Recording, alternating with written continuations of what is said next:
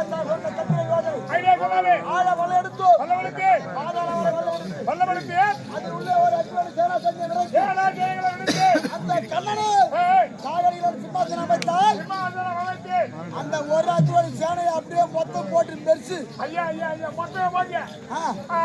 நம்ம உடையார்ல பானை சேர்த்து மண்ணு போட்டு மெரிக்கிறாங்க பாரு அது போல கதையா பேச்சு வச்சுட்டாரு அது போல கதையா மொத்தம் மெரிச்சு பெரித்தான கண்ணன் அந்த பல்லவி ஒரு மண்பாண்டம் மண்பாண்டம் ஒரு அஜ்வான சேனா சைன்யமே